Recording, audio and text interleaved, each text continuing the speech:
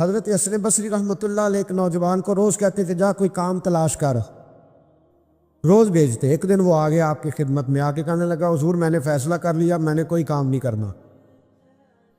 فرمانے لگے کیوں؟ کہنے لگے آج میں نے عجیب سین دیکھا ہے۔ پر میں کیا دیکھ آئے ہو؟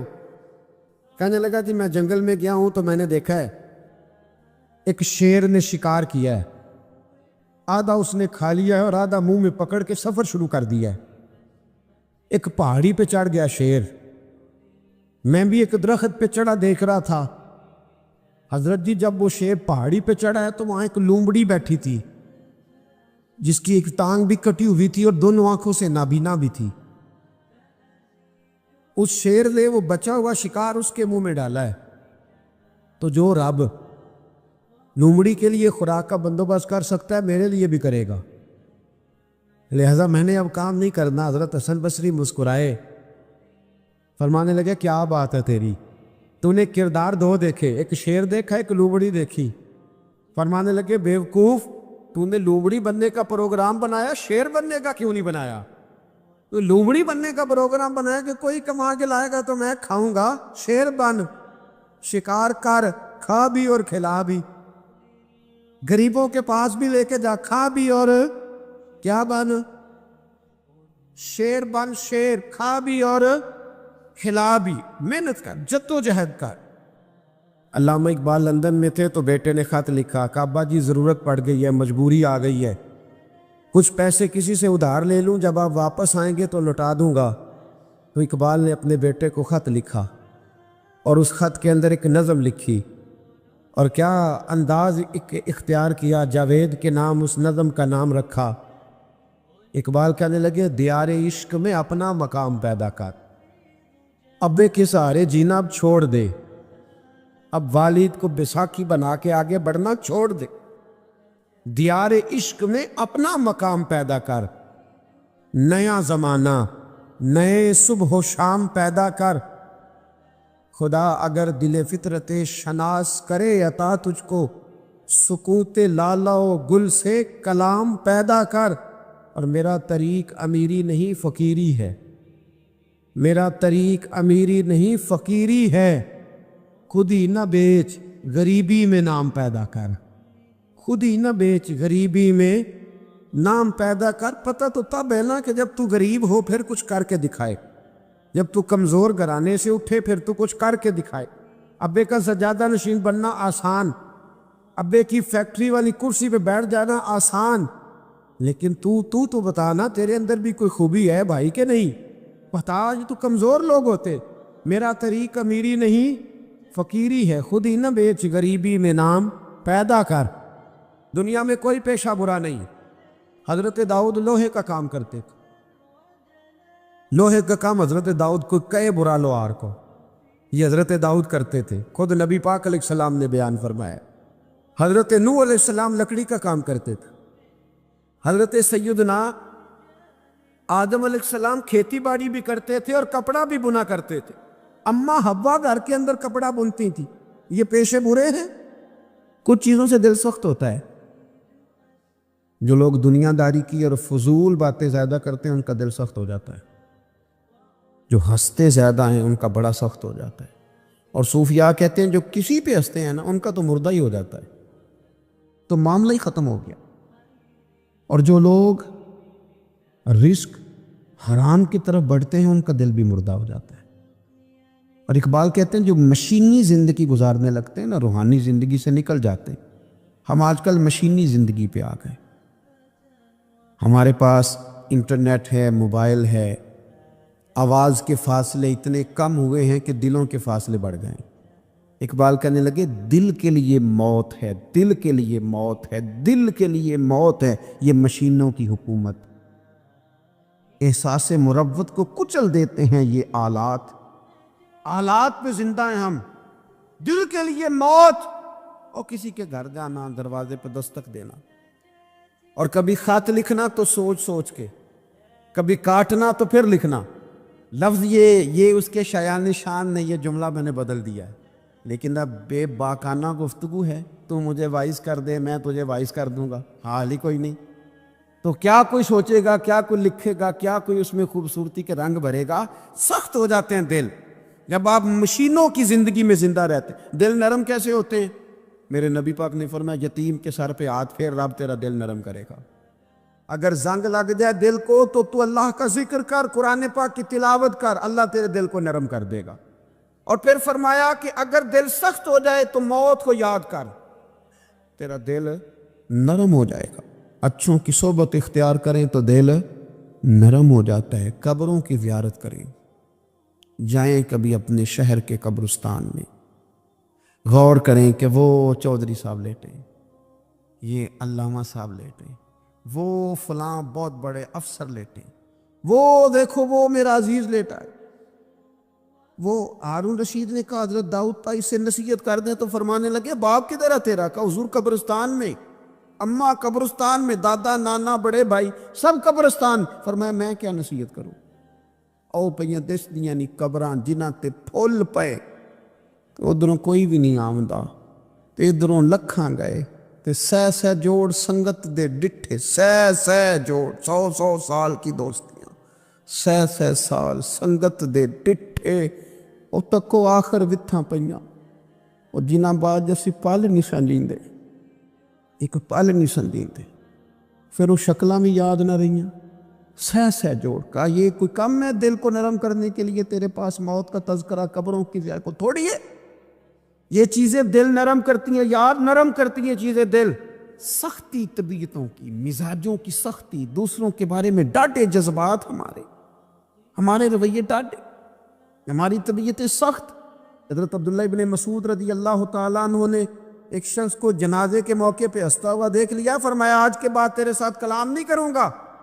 جس کا جنازہ دیکھ کے بھی دل نرم نہیں ہوا اور قبرستان دیکھ کے بھی دل نرم نہیں ہوا، وہ تو سخت دل بندہ ہے۔ سخت دل بندے سے دوستی کبھی نہیں رکھوں گا، میں تو درد دل والوں سے پیار کروں گا، تیرے ساتھ میں کلام نہیں کرتا۔ تو کس طرح کا شخص ہے بھائی جسے یہاں آ کے بھی ہنسی آ رہی ہے، مذاق سوچ رہا ہے؟ تو دل کی نرمی، میرے نبی پاک صلی اللہ علیہ وسلم نے نا دل پر، ہم نے نا کپڑوں پر بڑی محنت کی، ہم نے چہروں پر بڑی محنت کی، ہم نے اپنے ظاہر کو سنوارنے پر ہم نے اپنے حق میں بڑے بڑے لفظ یاد کیے، بڑی کہانیاں یاد کی، پر دل کے لیے محنت، اس پر محنت ہی نہیں کی۔ اعلیٰ حضرت فاضل بریلوی کتنے بڑے عالم ہیں، 1000 کتاب کے مصنف، اور ان کے فتاوی موجود ہیں کہ جس بندے کا تلفظ ٹھیک نہ ہو، یعنی جو ضروری قواعد ہیں وہ قرآن پاک کے جس کو نہ آتے ہوں، اس کے پیچھے نماز نہیں۔ جو ہا اور ہا میں فرق نہیں کر سکتا، حمزہ اور عین میں فرق نہیں کر سکتا، وہ الفاظ کا معنی بگاڑ دے گا۔ لیکن اعلیٰ حضرت چونکہ صوفی ہیں، درویش ہیں، علم کے ساتھ تو ایک اور رنگ بھی بیان کرتے۔ وہ کہتے ہیں یہ نہ ہو کہ صرف تو حروف کے ہیر پھیر میں لگا رہے، صغرے کبرے ٹھیک کرتا رہے، دارابا یادرب کے چکر میں پڑا رہے، اور دل پر تو توجہ ہی نہ دے۔ فاضل بریلوی رحمۃ اللہ علیہ فرمانے لگے کہ 2 علماء نے قرآن ایک درویش کے پیچھے نماز پڑھی، تو مستحب جو قواعد تھے نا جن کے بغیر نماز، وہ ٹھیک نہیں تھے ذرا ان کے، تو وہ کہنے لگے دیکھا جی اتنے بڑے پیر صاحب ہیں اور ان کی تو قرات ہی ٹھیک نہیں، تلفظ ہی ٹھیک نہیں۔ حالانکہ لفظ تاثیر سے بنتے ہیں، تلفظ سے نہیں۔ لفظ تاثیر سے بنتے ہیں، تلفظ سے نہیں۔ اہل دل آج بھی ہیں اہل زبان سے آگے۔ انہوں نے کہا جی بابا جی کا تو تلفظ ہی ٹھیک نہیں۔ اعلیٰ حضرت نے لکھا ہے ملفوظات شریف میں، فرماتے ہیں پھر وہ نہ نہانے کے لیے چلے گئے نماز پڑھ کے فارغ ہو کے، تو وہ پانی میں اتر گئے تو شیر ان کے کپڑے اٹھا کے لے گیا۔ اب کتنی کو دیر پانی میں رہتے، نکلے بھی تو کیسے نکلے، شرم آتی ہے۔ مختصر لباس پہن کے وہ غسل کرنے کے لیے گئے تھے، اب پانی میں سردی، کتنی کو دیر بندہ پانی میں رہے۔ لوگوں نے آ کے کہا حضور وہ آپ کے مہمان تو الجھ گئے، بڑے بری طرح پھنس گئے، مہربانی فرمائے ان کو تو بچائیں، وہ تو سخت الجھن میں۔ کہ کیا ہوا؟ کہنے لگے وہ شیر کپڑے لے گیا اور وہ پانی میں، اب کچھ تو ہونا چاہیے۔ تو وہ بزرگ گئے، جا کے نہ دور کھڑے ہو کے شیر کو آواز دی، شیر کو۔ حضور کے صحابی تھے نا حضرت سفینہ، قافلے سے رستہ بھول گئے، ایک سائیڈ پہ ہو گئے تو سامنے شیر آ گیا۔ میں نے کہا ہے لیکن جب آ جائے، تو جب شیر سامنے آ جائے، جب سامنے آ جائے پھر پتہ چلتا ہے کہ یہ تو واقعی آ گیا ہے۔ پھر انداز اور ہوتا ہے. حضرت سفینہ کے سامنے شیر ہی آ گیا. مشکات میں شیر آیا. اب کوئی بھاگتا ہے, کوئی چڑھتا ہے درخت پہ, کوئی لکڑی اٹھاتا ہے, کوئی اسلحہ پکڑتا ہے. حضرت سفینہ فوراً بولے, کہنے لگے شیر ذرا خیال کرنا میں رسول اللہ کا غلام ہوں. پھر آکھیا شیر سفینہ تائی جا رہا یار آ جاندے, اور جڑے غلام رسول اللہ دے اسی غلام ہونا دے. شیر دم لاتا رستہ چھوڑ گیا. اور بابا جی بھی گئے, فاضل بریلوی کہتے ہیں شیر کو آواز دی, شیر دوڑا آیا. آگے کہنے لگے وہ ہمارے مہمانوں کے کپڑے لے گیا, تجھے شرم نہیں آتی؟ تو شیر کپڑے اٹھا کے واپس لایا. ان علماء کو, حضرات علماء کو کپڑے پیش کیے. جب ان کو پیش کیے تو پیش کرتے ہی بزرگ پھر فرمانے لگے, کہنے لگے مولانا تم نے لفظ سیدھے کیے ہیں, میں نے دل سیدھا کیا ہوا ہے. تم نے محنت کر کے نہ لفظ ٹھیک کیے ہیں, لیکن میں نے دل ٹھیک کیا ہے. دل پاک ہوئے تے پاک ہی ملدا ہے, تے بنا پاکوں پاک نہیں ملدا. سارے جسم دے دھوون نالوں ایک ٹکڑا دھولا دل دا. حضرت سلطان باؤ رحمۃ اللہ علیہ فرمانے لگے دل کالے نالوں منہ کالا چنگا. دل کالے نالوں منہ کالا چنگا, جے کوئی رمز پچھانے. اگر کسی کو بات کی سمجھ آئے, دل نہیں سیاہ ہونا چاہیے, منہ ہو بھی جائے تو کام چل جاتا ہے. تو اپنے دل کی صفائی پر دیکھیں میرے نبی پاک علیہ وسلم نے ارشاد فرمایا کہ رب نہ تمہارے مال دیکھتا ہے نہ چہرے دیکھتا ہے, رب تو تمہارا دل دیکھتا ہے. اور امام غزالی حدیث لائے ہیں, حضرت عمر فاروق رضی اللہ تعالیٰ عنہ فرماتے ہیں کسی نے حضور صلی اللہ علیہ وسلم سے پوچھا کہ رب آسمانوں میں کہ زمینوں میں؟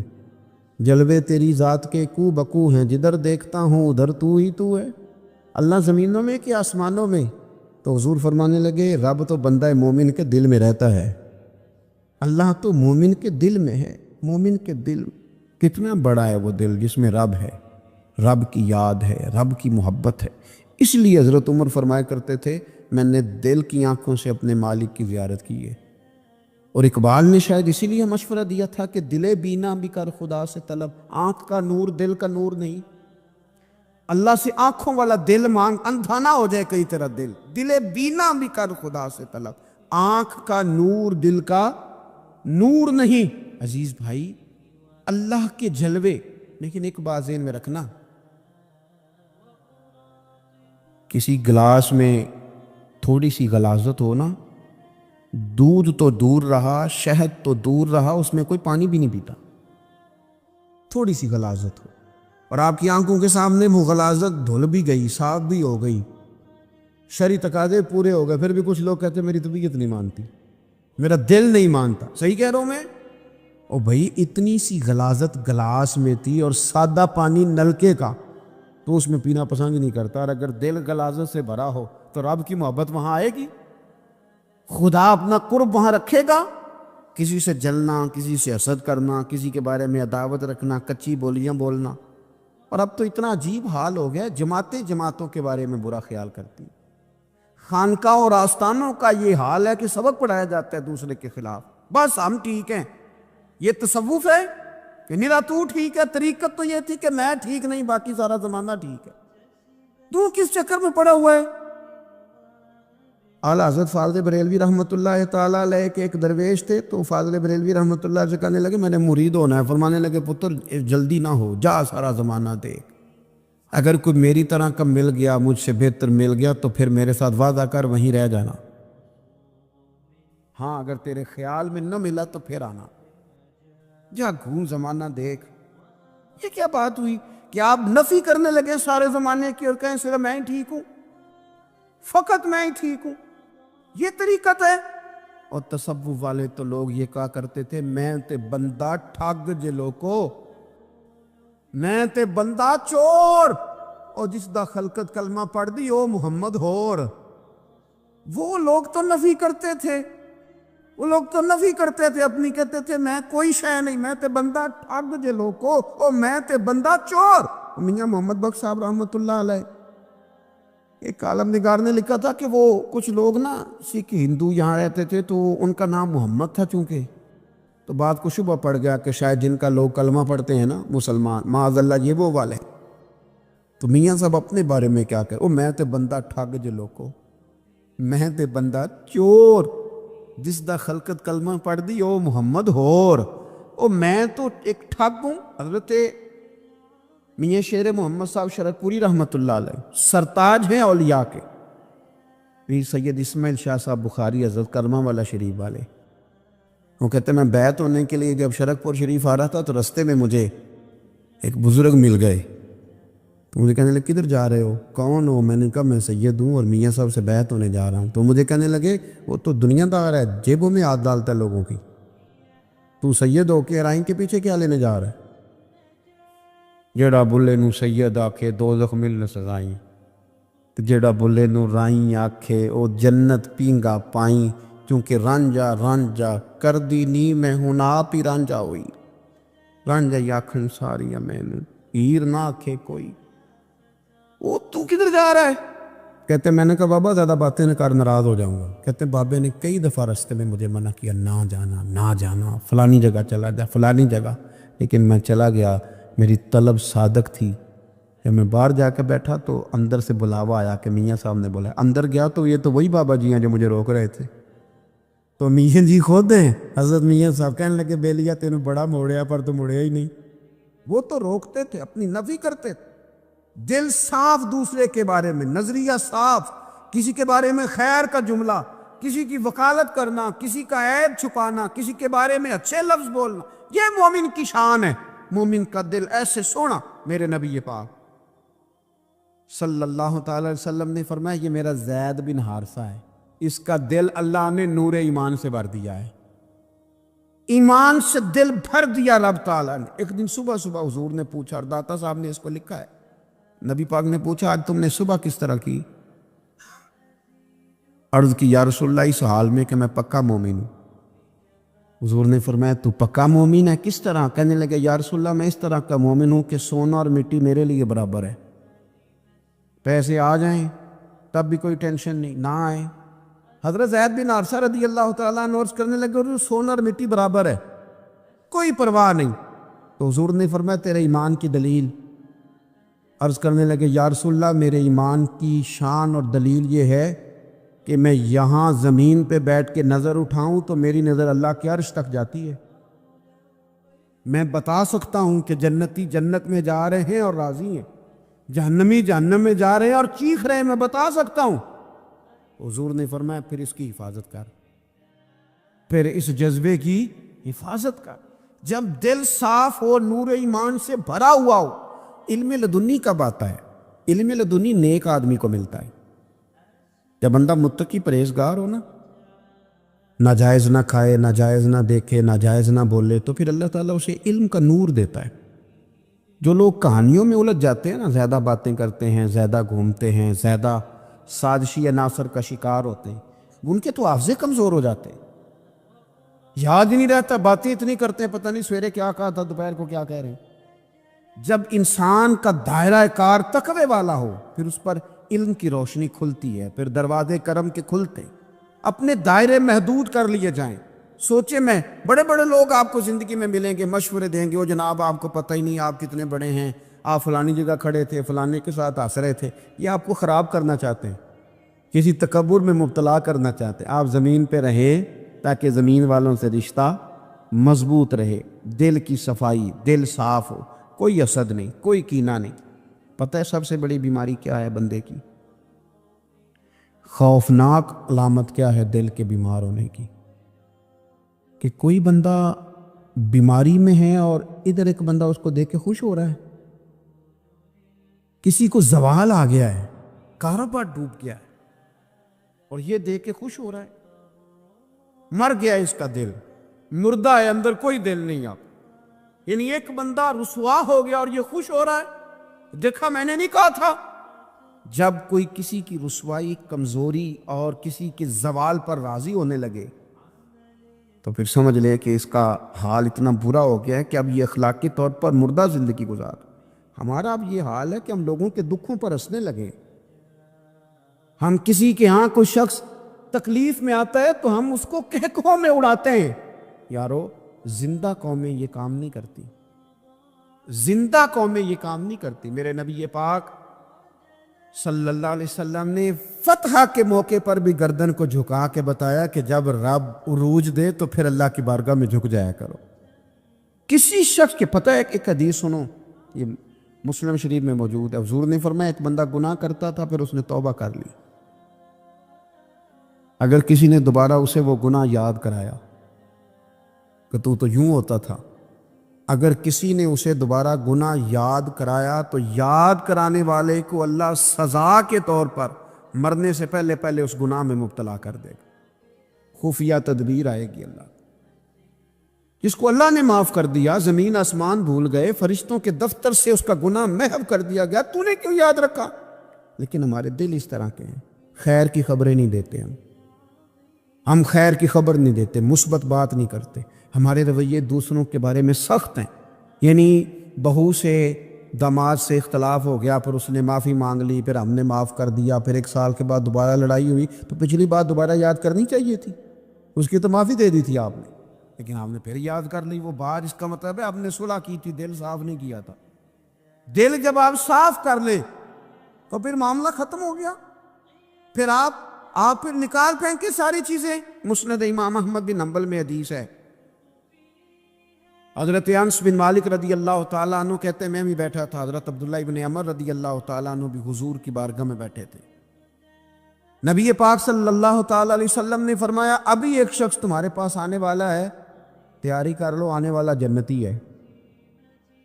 کہتے ہیں ایک شخص اندر داخل ہوا تو سادہ سا بندہ، داڑھی سے پانی کے قطرے گر رہے، جوتے ہاتھ میں پکڑے یا بغل میں دبائے، وہ آ گیا، حضور سے بات چیت کی، چلا گیا.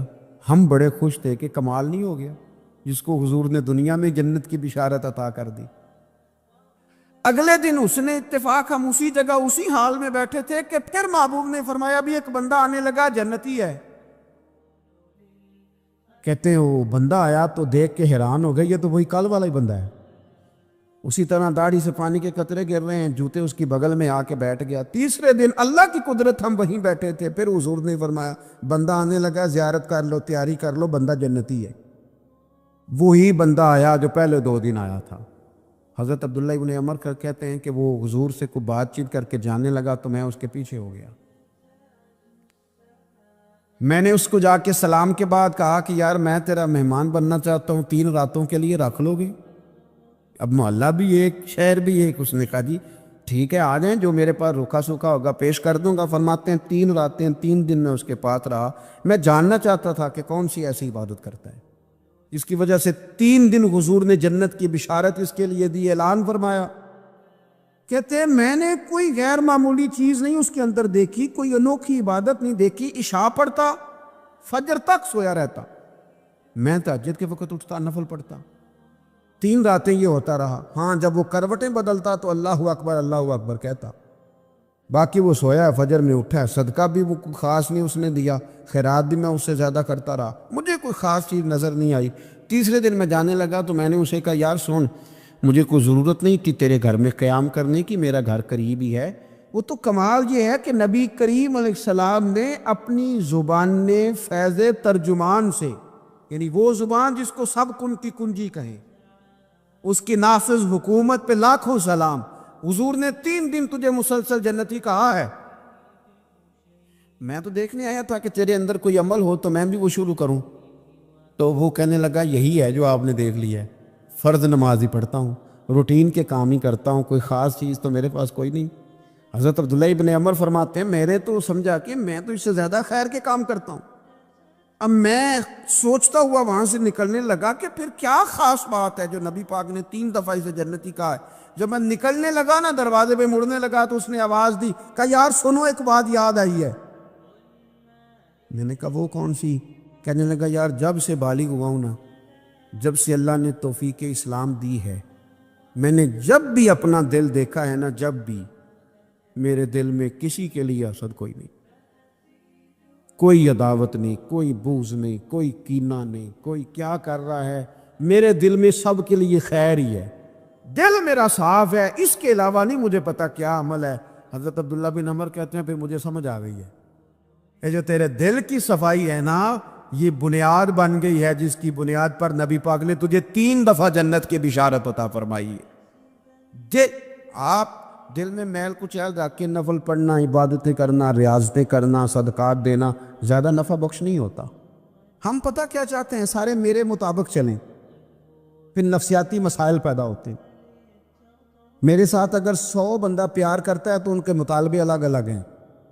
کوئی کہتا ہے جناب کو پیار ہی کرنا چاہیے، ہر ایک سے مسکرا کے ملنا چاہیے، کوئی کہتا ہے حضرت صاحب اتنا بھی پیار کریں تو لوگ نگل جاتے ہیں، تھوڑی ڈنڈی پٹی بھی ہونی چاہیے۔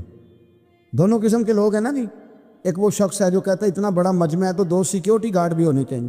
تیسرا کہتا ہے جی عجیب عجیب لگتا ہے، ایک گارڈ رکھے ہوں کسی بندے نے، کسی بڑے آدمی، تو یہ ہر بندے کا مطالبہ۔ اب آپ نے کیا کرنا ہے؟ آپ نے لوگوں کے مزاج کی رعایت کرنی ہے، جہاں تک آپ پیار کر سکیں آپ نے کرنا ہے، جہاں تک محبت کر سکیں آپ نے محبت۔ نبی پاک نا بچوں کے مزاج کا خیال کرتے، چھوٹے بچوں، حضور پاس سے گزرتے تو فرماتے السلام علیکم۔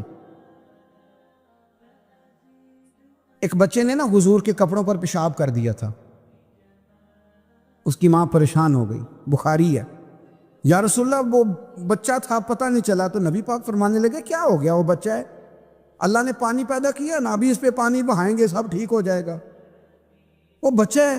لیکن حاجی صاحب گھر میں بگڑ جاتے ہیں، پوتا اگر پیشاب کر دے کہتے ہیں میں نماز پڑھنی ہوں، وہ بگڑ جاتے، پیر صاحب بگڑ جاتے اس بات پہ، علامہ صاحب بگڑ جاتے، سیٹھ صاحب کہتے ہیں پتہ ہی نہیں بچے نے پیشاب کر دیا ہے۔ حضور نے فرمایا کہ بچہ بچہ ہوتا ہے، وہ چھوٹا ہے، اس کا ایک مزاج ہے، اس کا ایک مطالبہ ہے۔ اب آپ یہ کہیں کہ وہ بڑا مجھے پاک صاف سمجھتا ہے تو اس رویے سے میرے ساتھ وہ ملاقات کرے، آپ اس کے مزاج کی رعایت کریں گے۔ نبی کریم کے غلام کے بیٹے ہیں حضرت اسامہ بن زید، نواسوں کی بات نہیں سنا رہا، زید بن حارثہ حضور کے غلام تھے، ان کے بیٹے ہیں، چھوٹی عمر تھی، ناک بہ رہا تھا۔ ویسے دادا جی ناک صاف کر دیتے ہیں پوتے کا، ہو سکتا ہے وہ ڈانٹ دیں کہ چل دوڑ جا کتنا گندا، اماں سے کہتے ہیں ناک صاف کرے، چل نالائق، نانا بھی کہتے بھاگ جا، کیونکہ وہ حاجی صاحب نے وضو کرنا ہے، نماز پڑھنی ہے، تو ان کے قریب یہ چیز آگے تو بڑا مسئلہ بن جائے گا۔ نبی کریم صلی اللہ علیہ وسلم نے کہا عائشہ اسامہ کی ناک بہ رہی ہے صاف کر دو۔ حضرت عائشہ کہتی ہے میں ذرا اٹھی کو کپڑا دیکھنا تو حضور جلدی سے اٹھے۔ ایک روایت تو یہ ہے کہ حضور نے ناک پونچھ دیا، اور دوسری میں کہ نبی پاک قریب پہنچ گئے۔ جناب عائشہ کہتے ہیں میں نے ہاتھ پکڑ لیا، میں نے کہا حضور کپڑا لینے گئی تھی آ گئی، کہتے ہیں میں نے اپنے ہاتھوں سے ان کی ناک صاف کر دی، ریٹ صاف کر دیا، اللہ کے رسول گویا میری طرف دیکھ کے مسکرائے، حضور راضی ہوئے۔ بچے تو بچے ہوتے ہیں، بچے تو بچے ہوتے ہیں۔ اب آپ کو بچہ حاجی صاحب مانے، پہلے نمازی صاحب مانے، آپ کو پہلے بچہ جو ہے وہ بڑا سیاںہ مانے، سمجھدار مانے، عقل مند مانے، پیر صاحب مانے، چھوٹا بچہ تو وہ نہیں مان سکتا۔ آپ اس کی نفسیات کے مطابق اس کے ساتھ چلیں، آپ رویہ وہ رکھیں کہ وہ بچہ ہے، وہ چھوٹا ہے۔ حضور بچوں کے پاس سے گزرتے تھے تو انہیں سلام کہتے تھے، آپ بھی کہتے ہیں، آج سے کہیں گے۔ حضور گزرتے چھوٹے کہتے السلام علیکم۔ اور نبی پاک صلی اللہ علیہ وسلم کبھی کبھی نا بچے کھیل رہے ہوتے تو حضور بیٹھ جاتے، فرماتے یار میرے سینے سے تو لگو۔ حضور زمین پہ بیٹھ جاتے، بچہ یوں ہاتھ پہ، بچہ دوڑا آتا، حضور کے سینے سے جب لگتا تو نبی پاک گر جاتے اور فرماتے اوئے ہوئے تم نے تو مجھے گرا ہی دیا ہے۔ یہ بچوں کے ساتھ آپ جو رویہ رکھیں گے وہ میٹھا ہوگا۔ اب آپ کہیں گے چونکہ اب میں ایک عہدے پہ ہوں، میں ایک منصب پہ ہوں، تو یہ آپ کی نفسیاتی کمزوری ہے۔ پھر کیا ہوتا ہے، بچوں کو ڈانٹ کے رکھا جاتا ہے، بے جا ڈانٹ ڈپٹ، بے جا سختی، اور بے جا ان کے ساتھ رویے، اور ان کے ساتھ بڑی عجیب و غریب قسم کی جو ہے وہ ہماری جو ہے وہ گھٹن گیپ آ جاتا ہے بچوں کے درمیان۔ بچے، میں کہا کرتا ہوں، پھر بچے ہمیں دکھ نہیں سناتے، وہ پھر غلط آدمی کو دوست بناتے ہیں، پھر اس غلط آدمی کو اپنی بات بتاتے ہیں، غلط آدمی رازدار بن جاتا۔ آپ ان کی نفسیات کے مطابق ان سے پیار کریں، انہیں ٹائم دیں، آپ دیکھیں یہ کیا سوچتے ہیں، کیا کہتے ہیں، کس طرح کا ان کا رویہ ہے بچوں کے ساتھ۔ پھر نوجوان جب کوئی ہو جاتا ہے تو اس کی سوچیں جوان ہو جاتی ہیں۔ نوجوانوں سے معذرت کے ساتھ نبی پاک علیہ السلام نے نوجوانوں کی حکومت سے پناہ مانگی، نوجوانوں کی حکومت سے پناہ مانگی ہے، اس لیے کہ نوجوان بڑی جلدی پیار بھی کرتا ہے اور بڑی جلدی نفرت بھی کرتا ہے، سوچیں مضبوط نہیں ہوتی۔ نوجوان آدمی، جوان آدمی، بکھری ہوئی سوچیں ہوتی ہیں۔ میرے رسول کریم صلی اللہ علیہ وسلم نوجوانوں سے ان کے مزاج کے مطابق ڈیل کرتے تھے، ان کی طبیعت کے مطابق ان کی ذہن سازی کرتے تھے۔ ہم نہ جوانوں کو وقت نہیں دیتے، ہم مطالبہ کرتے ہیں نوجوان سے کہ وہ ہے نوجوان، باتیں بوڑھوں والی کرے۔